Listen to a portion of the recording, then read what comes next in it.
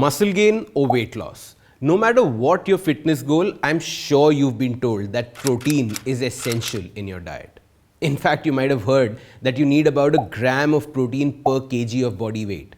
That's about 60 to 70 grams per day for an average Indian. But more than half of our country is vegetarian. How does a vegetarian include so much protein in their diet? What are the best veg sources of protein? I'll answer that in today's video of the Whole Truth Academy. Firstly, the reason protein is so essential is because every cell in the human body contains protein. You need protein to help your body repair cells and make new ones.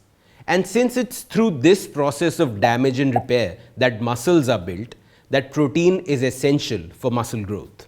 Now, just for maintaining muscle mass, it is recommended to have 1 gram of protein per kg of body weight. And if you're looking for serious muscle growth, that number goes up to 1.5 to 2 grams per kg. That's over 100 grams of protein per day. Now, if you're a non-vegetarian and you can eat eggs and chicken, etc., this amount is slightly easier to fulfill. But what do vegetarians do? What are the best protein sources for them? Well, to answer this, first let's define best. For the purpose of this video, I'll use 4 parameters to define what best is. These are 1. Protein content, 2. Calories, 3. Macronutrients, and 4. Goals. First, protein content. Per 100 grams, paneer has 20 grams of protein. Tofu has 7.1 grams of protein and soy chunks have a whopping 52 grams of protein. Now, on hearing this, most folks would jump to the conclusion that soy chunks are the star source of protein. But remember, this is per 100 grams. Have you ever seen what 100 grams of soy chunks look like? Post-cooking, soy chunks fluff up. So, 1 full katori of soy sabji is actually just 15 grams of soya chunks, which means you're barely getting 8 grams of protein in that serving. To eat 100 grams, you'd have to have 7 katoris of sabji.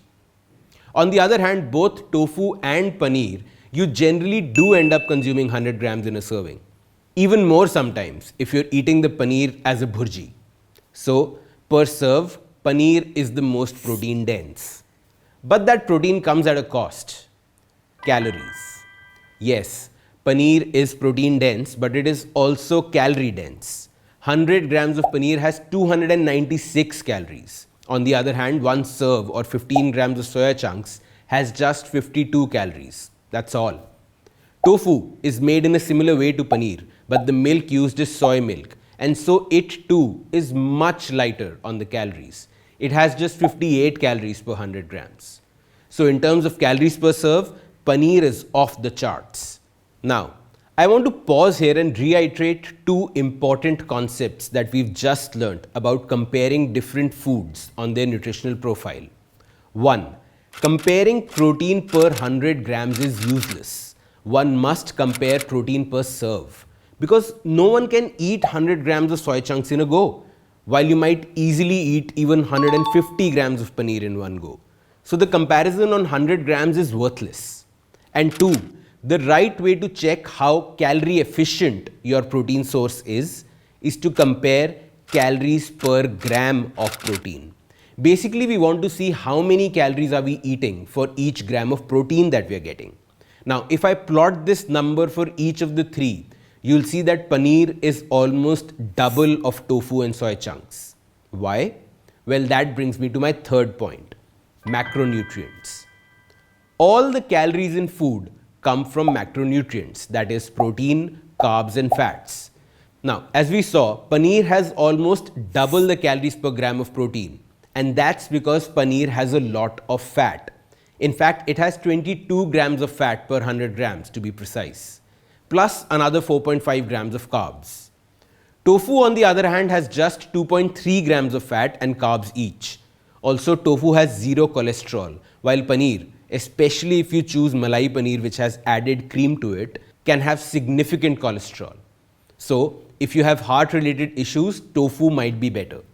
And soy chunks have 33 grams of carbs per 100 gram, which means 5 grams of carb and almost no fat per serving.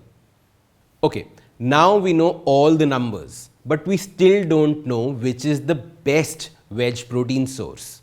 Well, the answer to that depends on what's your goal. Are you trying to lose weight or gain muscle, or just trying to maintain your current weight and muscle?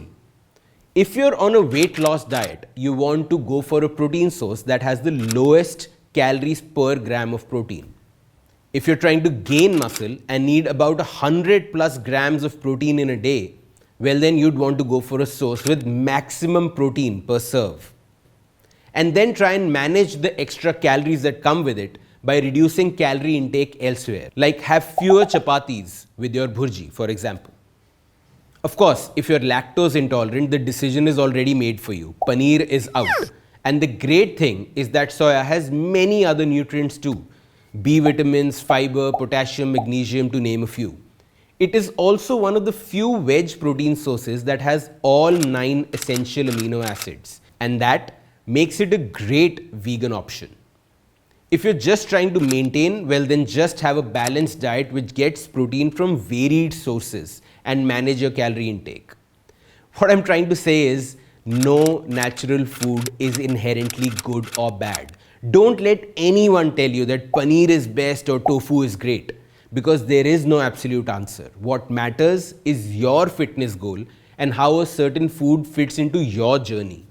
Oh, and before I sign off, one question we get a lot about soya is that it has estrogen, which, if you know, is the hormone responsible for the development and regulation of the female reproductive system.